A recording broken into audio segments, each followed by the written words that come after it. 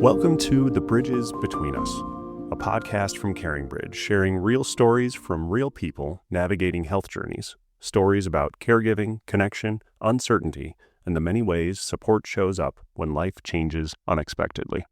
My name is Andy Tiemann.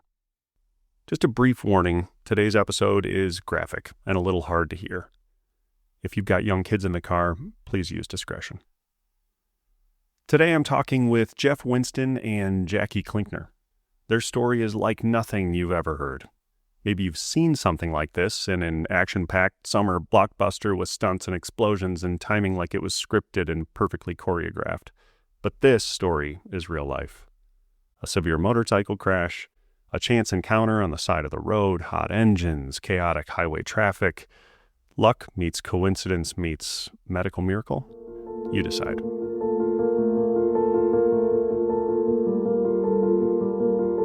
I'm Jeff Winston, and I am a father of two, a 21-year-old and an 18-year-old. And I'm Jackie Klinkner. I'm a certified registered nurse anesthetist, mom of 3, soon to be 4. My fiancée, on that day, my fiancée was at a wedding shower, and so I jumped on the Harley to go out for a ride with my buddies and just went out for a nice afternoon. It was a beautiful Sunday.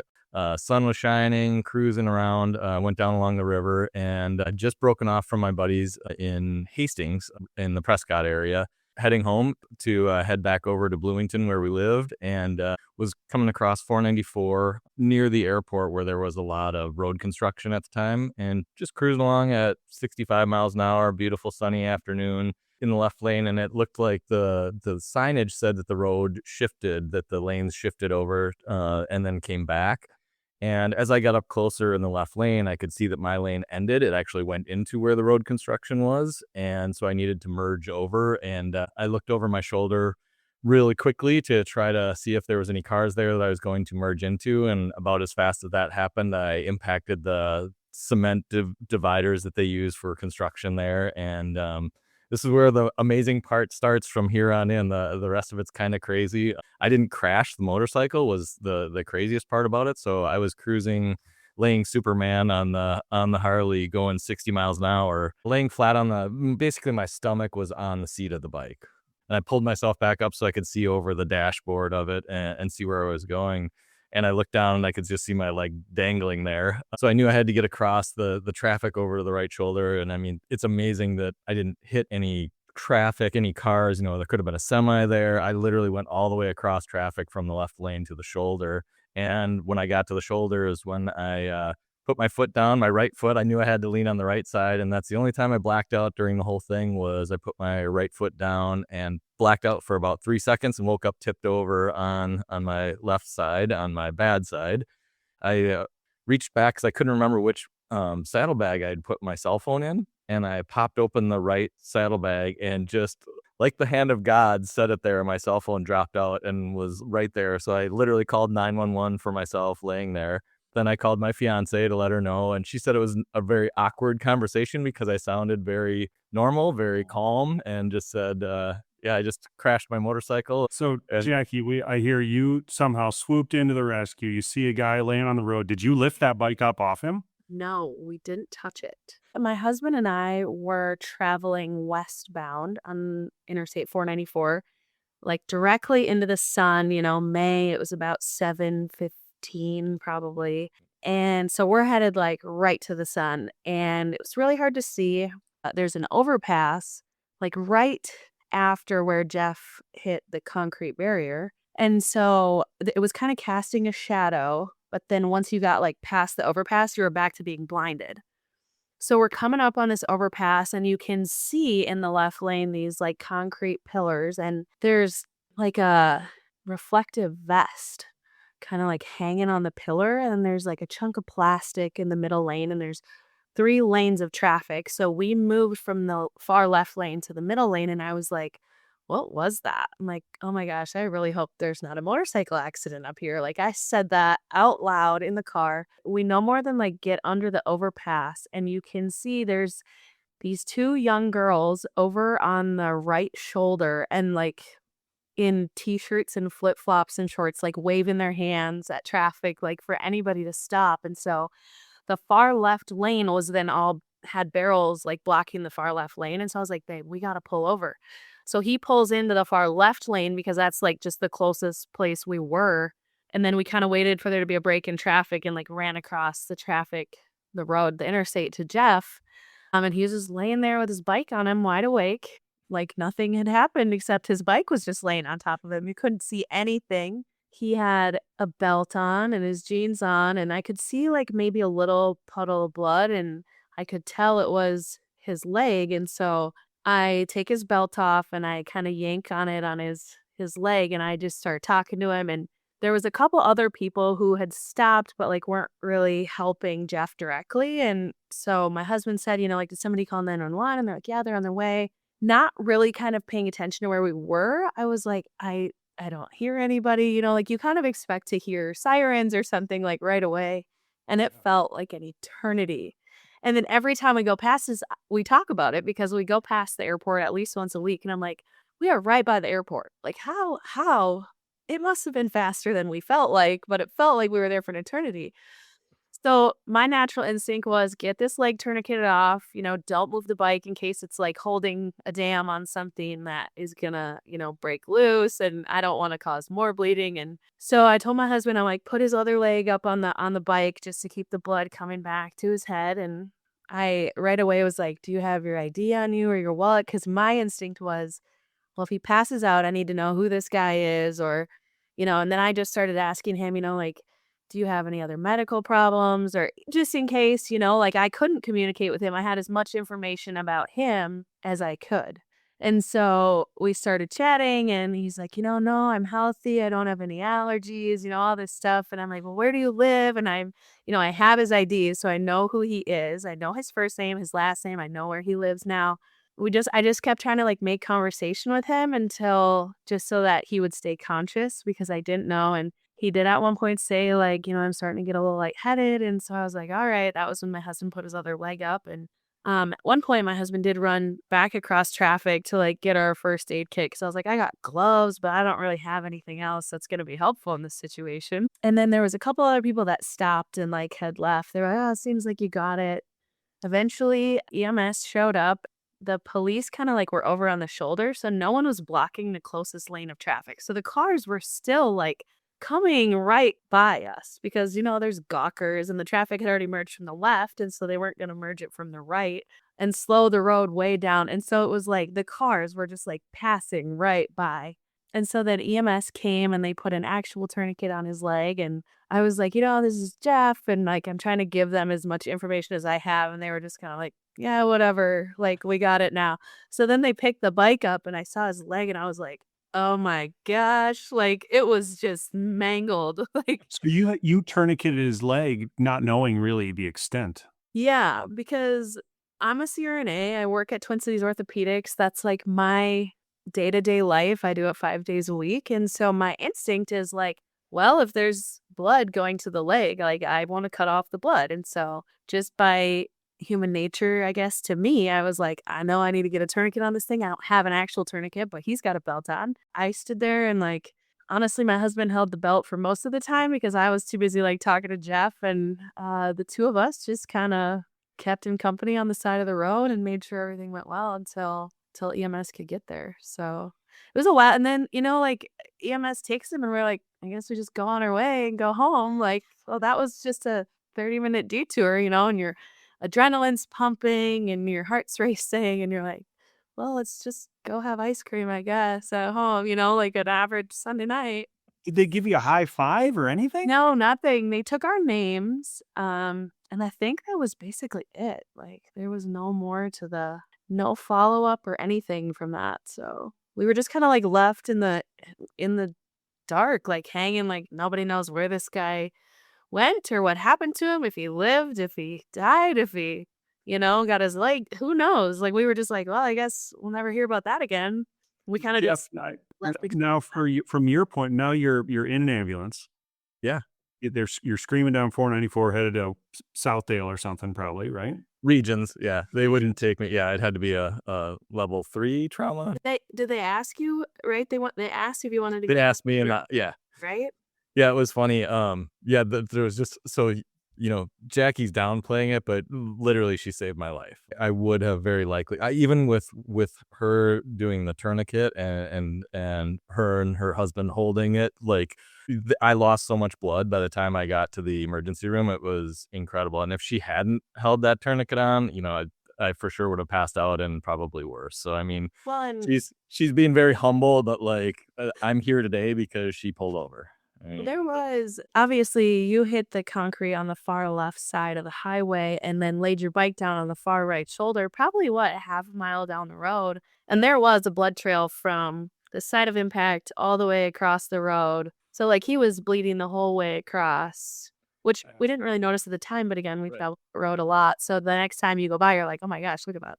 He lost blood all the way from the site to the shoulder half a mile down the road. Where was the impact on your leg? So I actually have on the Harley the highway pegs, and I was, like I said, Sunday afternoon just cruising, so my feet were up on the highway pegs, so at the bottom of my foot, and I had a good heavy duty boot on. Yeah, you really. And that completely impacted right there and literally just ripped me backwards on the bike. And Okay. it's amazing that the damage was that central too. I mean, that it was only really, I lost below my, ankle from maybe my foot up about 6 or 8 inches up my leg, but the damage just was so low, localized to just that spot. But yeah. You basically stomped a cement wall. Yep. Yeah. And then it just like crushed below your knee and and it was wrecked enough they couldn't save it. Yeah. So They thought they were gonna. they thought they were going to save it. Yeah. To capture the impact, just so you know, the Harley was totaled because the engine was shifted over in the frame. It took that big of an impact that it actually moved the engine over a half an inch. And so they showed me the motor mounts, and just to kind of give it some depth of how hard I impacted it. But yeah, Jackie said the EMS showed up, and one of the things, there's certain parts of it that really stick out in my mind. And when EMS came up, and you probably were still there at this point, Jackie, but like they said, Jeff, there's no way around this, but we have to roll you onto the backboard, and this is just going to hurt. No ifs, ands, or buts about it. This is going to hurt. And I just said, well, just do it. I'll just scream as loud as I can. and that's basically what I did. And I was totally conscious of it the whole time. And yeah, that was not fun. So when did you finally get whatever you get? Morphine, paint, something in the ambulance? That was these are all little funny things that I locked onto that I remember. So they got me into the ambulance, and I remember the Allina Health ambulance driver's name was Jennifer. And she said, hey, Jeff, I'm Jennifer. I know you've heard a lot about fentanyl as a street drug, but I'm giving you a medical dose of it. So don't worry. This isn't, a street dose of fentanyl. And I looked her right in the eye and I said, give me whatever it takes. Honestly, at that point was like, I'm in your hands, do what you need to do. And then that's when they asked me if I wanted to go to Regions or HCMC, because we were right in between the two of them. And I chose Regions for no other reason than I just thought, take me to Regions. Yeah, take me to Regions. So they were happy to do that and swung around. And hearing other stories, because my fiance actually came to the site. Apparently after that happened, Jackie, I think when we were leaving, they did block off all of 494 because she was driving to the site and thinking that I was just, I maybe broke my leg or something, just sitting on the side of the road. All of a sudden she saw all the emergency vehicles like literally stopped 494 West. Yeah, it was interesting. So yeah, then they got to Regions and it was very surreal. I mean, Jackie, you're probably more used to that stuff than me, but emergency room, I had never been in there. And so they've got all the different departments, the department representation and going through all the different parts. And they kept worrying that I had hit my head. And I kept telling them that, no, I never hit my head. Even when I tipped over, I didn't hit my head. And, but they still made me wear the collar. But to Jackie's point, they, going into the surgery, my orthopedic surgeon was fantastic. And he said, we'll save your leg. You'll come out. You'll have a halo wrapped around your leg. It'll be, some pretty intensive recovery, but we'll recover. You'll be able to recover, and we'll save your leg. I'm confident. And just to add on to that, they kept touching my toes, and I could feel it. And he was saying, "Okay, can you wiggle your toes?" And I was wiggling my toes, and he said, "Yeah, they're moving. I can see them moving," which apparently is amazing because. And at this time, right, they had like kind of splinted your leg and like wrapped, so you couldn't look directly at Jeff's leg. and see what it looked like. You couldn't tell the degree of like mangled that it was, because Yeah. I remember being on the side of the road when they cut your pant leg up, and that's when I was like, holy moly, there's bones sticking out. There's, it was graphic. I'm sure, they splint it and wrap it. So then when the surgeon comes to look at you, he just looks at the splint and the x-ray and says, oh yeah, it just looks like I can put these bones back together like a puzzle. But then I think once they probably actually got their eyes on the tissue and the meat of your leg, they were like, oh yeah. So it wasn't the cement or a guardrail or it was your own bones that cut through yourself. Yeah. Yeah. Yeah. Yeah, it literally splinted on impact. I mean, it splintered on impact. They said that the impact fracture was so hard. I mean, and I still have not looked at the pre-op pictures. I don't have any PTSD, but I just burned in my mind. I don't think I need to see that. I think it would just cause more pain than good. But from what I understand, yeah, I mean, it was a compound fracture to the extent that it just ripped the skin open and it was just wide open. Yeah. So, oh my God. So you're off to Regions. Jackie, you're eating ice cream. And it's just, you head into surgery probably pretty quickly, Jeff. pretty quickly, yeah. And Later that evening, but yeah.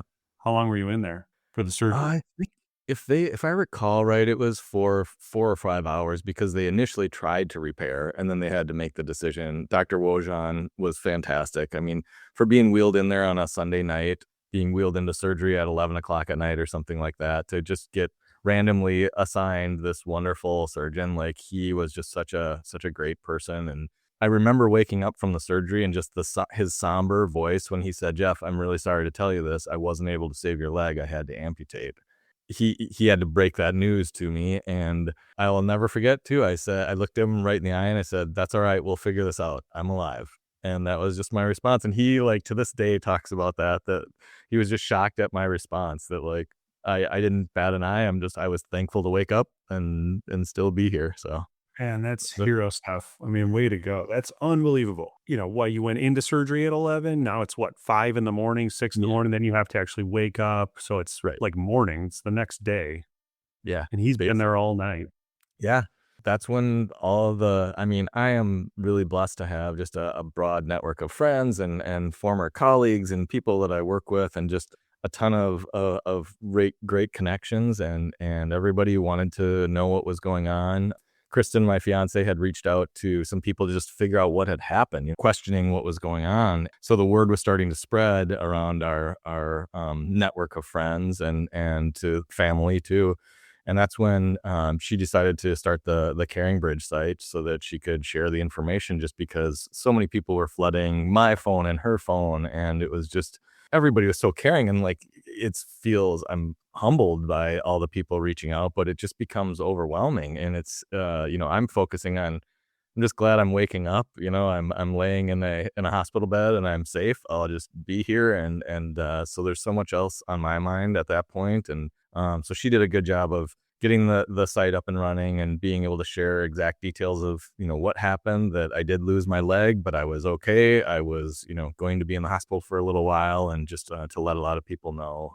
And then even beyond that, after that initial sharing of information, then people want to show their caring side of themselves and want to show up and be at the hospital and be there for you. And it's just like, it was great to be able to communicate with people that, like, hey, I'm trying to sleep every other hour pretty much. I'm knocked out on the drugs or whatever it might be. And just to be able to communicate, like, hey, Jeff will be awake for 3 or 4 hours. If anybody wants to stop by and see him, this is a good time to do it. And just all of that information was just so nice to be able to communicate it in one place that everybody could see, could refer people there, that send out a text message or an email to everybody so that they knew where to check in and to get updates. So it was good. It's amazing. So you're posting in the feed, and it sounds like it was relatively real time. If it was like, Jeff can see you now, or not. Yeah. So people are checking that pretty often. And tell me about the buddies you were riding with. When did they see you?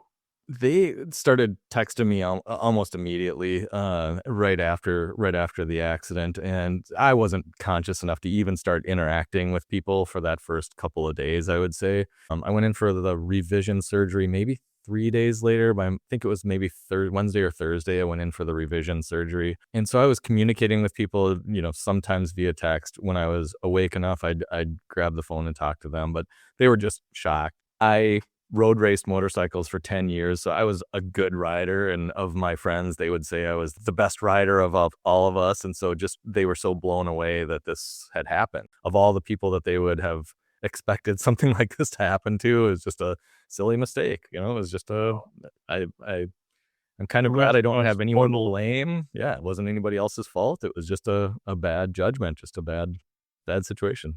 I mean, the rest of us would have frisbeed across the highway, and that'd be it. I mean, you somehow hung on and Maybe parked, essentially. What on? Yeah. Like, actually, I was like, I mean, I've seen motorcycle accidents before, and this stuff is just everywhere, right? Including the person. And to like come up on this, and like he's just nicely packaged there on the shoulder with the bike there, and him laying there gazing up at the sky, was just like head fully, not a scratch on him, awake. I'm like, this is so weird. But there was so many of and Jack, you mentioned it earlier about the construction vest. I mean, there's so many little things that were so unique about how this all happened.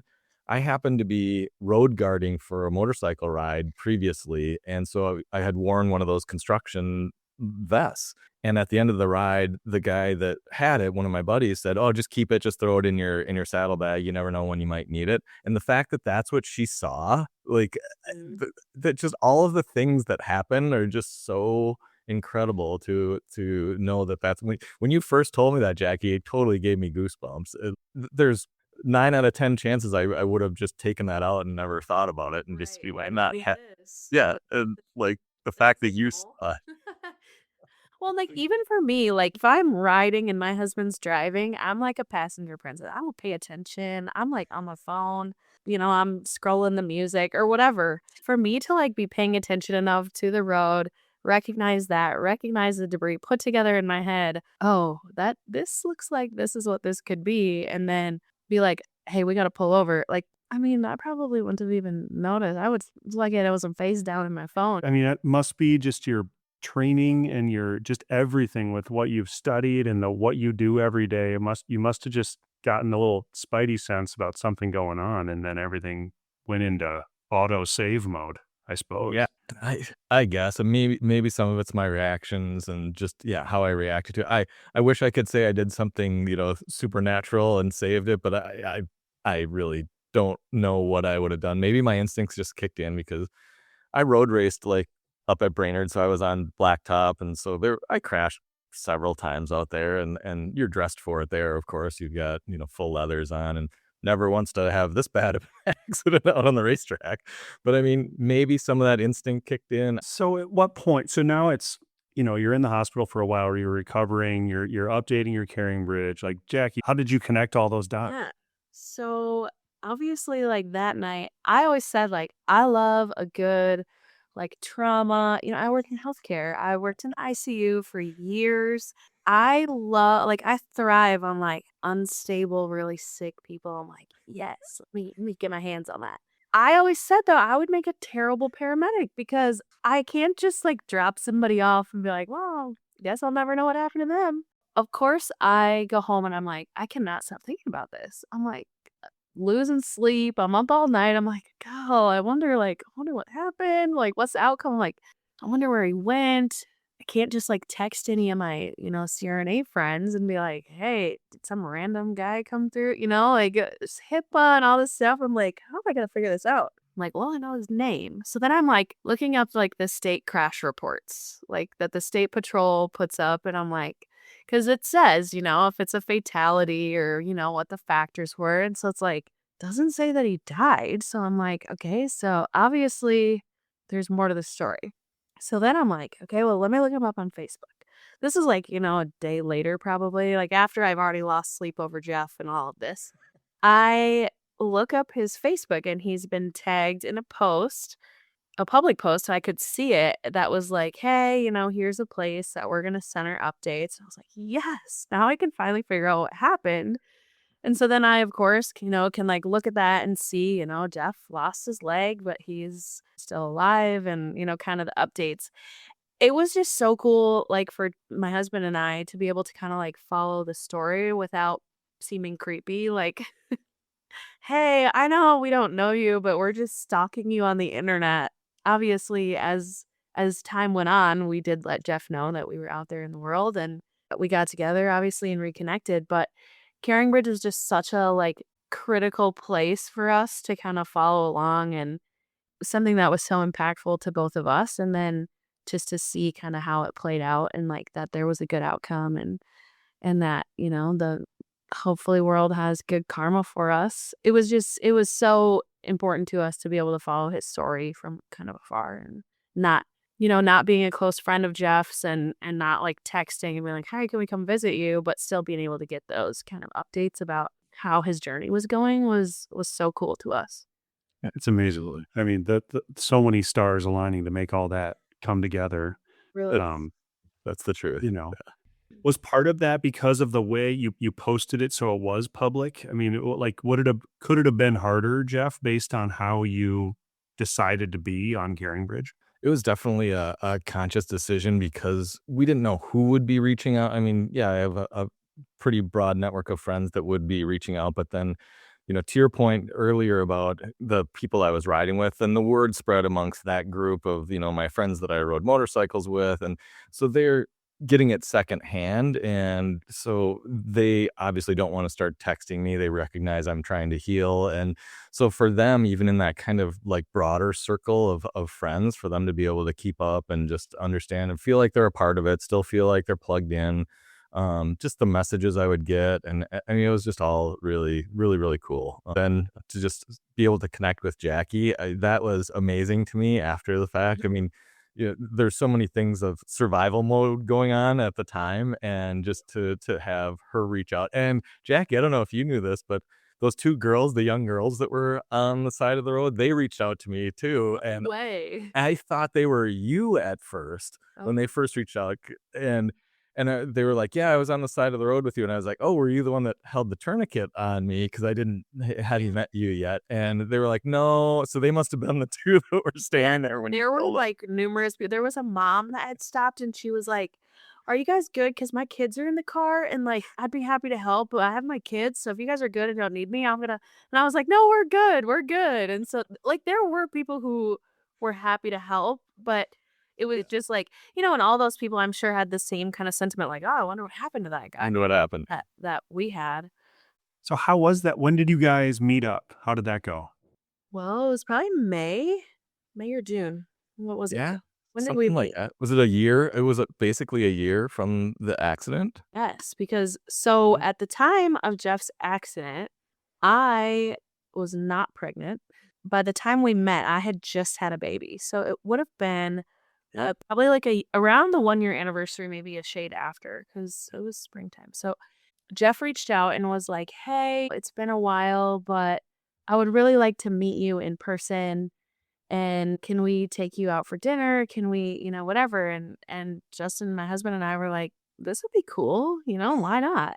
I mean, I'm sure he's got a story to tell. We've got a story to tell, and just kind of like, long lost friends putting the pieces back together. And so we got together for dinner, and I don't know, we were there for hours, and we had a little baby, and he loved it, and we just hung out and got acquainted. It was fun, like, to make those connections that would otherwise just go as a question mark on the side of the road, Right. It was just so cool. I'm sure it's different for everybody, and it depends on, I don't know, pain tolerance and balance and all sorts of things. But how long were you wheelchair before you were walking again? How does all that go? Yeah, great question. So I was in the hospital only 9 days. I was in pretty good physical shape at that point, and there was a long waiting list to get into. There was no beds available in like the physical therapy, the intensive physical therapy ward or whatever they call it. And so they said, "Well, let's bring you down to the gym and see what you can do." And since my upper body was pretty strong, I had pretty good balance. They like said they have a fake car that you have to get into and get out of. And so I did all these things, and they're like, "You can just go home." So this was on day 9. They sent me home, And then, so the accident was May 23rd, and I got my first prosthetic on July 31st, the last day of July. So it was 10 weeks roughly before I got my prosthetic. And that was tough. I mean, being wheelchair bound, being on crutches to just even be able to move, and not having good balance on crutches because you're missing part of your limb. That's a tough 10 weeks. You're relying on everybody else. I think I drove once or twice because it was my left leg that I had lost, so I could still drive with my right leg, but getting in and out of the car was awkward to drive. And but anyways, so yeah, on July 31st, I got my first prosthetic, and that's like game changer. That's once you can get around and actually walk. And I work with people today that don't know that I'm an amputee. That, you know, when I put on khakis, I don't even have a limp to my gait. I walk pretty naturally and pretty normally on a good fitting prosthetic. So your knee works fine. yeah, my knee was 100%. So I really like biking. I did before the accident and since, and that I give a lot of credit to my biking for getting me back to just being mobile and using that knee and getting the knee motion going so that you didn't let that part of your limb go to sleep and just, you know, never really return. And I hope my prosthetic clinic, Tilla, just doesn't listen to this, but I think I went biking with my first prosthetic like 9 days after I got it. So I jumped on a mountain bike and went out and was with a buddy of mine, and he's like, "I'll stay behind you. Don't worry. If parts fall off, we'll pick them up." And so we went mountain biking, and just felt so good to get back to like normal things. Like that 10 weeks of like legitimately not having mobility is yeah, that's something. Is your calf on that side any help, or is it all quad? I mean, I'm a cyclist too. Hills must be hard, right? Yes. I went out with my buddies, and it's been a long, now it's been 2.5 years, coming up on 3 years since the accident. And we went out with some buddies just the other day on the nice spring day, and I was out climbing my buddies up the hill. I'm back to where I was. Like the calf goes to sleep, and it's basically at atrophies. It's still there. There's still some muscle there, but it has nothing to do. It doesn't have a job to do anymore. So, it kind of just atrophies over time. But so much of biking is your upper, as you know, it's your quads and so forth. And I'm strong as could be with that stuff. So I feel good. Unbelievable. I was going to say, Jeff, I think that's one of like the coolest parts of your story is that you like didn't miss a beat. Like you got half your leg cut off and like life went on. You still bike, you snowmobile, like you're, an ambassador for all these organizations. And like, I think you should talk about like all the cool representation you've done. I mean, this accident was not even 2 years ago at this point, right? Yeah, almost three. Almost Yeah, three. coming up on 3. Yeah. And I feel like you have basically just like embraced the cards life gave you. You are such a champion for people who have lost limbs. And I just think it's so cool, and it's so like commendable that you just like took it with stride, and pun intended, I guess. But Thanks. I appreciate that, Jackie. It's I feel like attitude has a lot to, and that's what Dr. Wojan told me too. Like he's like, Jeff, you never thought I won't be able. And it was really funny. Just one quick thing, and then I'll share more about that stuff. But one thing that my fiance had pointed out was we had some pictures taken like a week prior to the accident, and in scrolling through those pictures, she said, "Oh, look, this is the last time we'll have a picture with your full leg." Like a switch clicked in my brain, and I was like, well, I'm not thinking of it as the last of anything. I'm thinking of it as the first time I'm going to get out biking with 1.5 legs. And I'm thinking of it the first time I'm going to go, I don't know, water skiing, wakeboarding. Like I'm thinking of all the firsts that I get to do now. And so that was like a dynamic shift for me in my brain, was that I'm not going to look at the last time I did this or the last time I did that. And that was just like my attitude from there on in. To Jackie's point, Wiggle Your Toes has just been an amazing organization. And they had one of their coaches, a Paralympic athlete, visit me in the hospital on day 3, even before my revision surgery.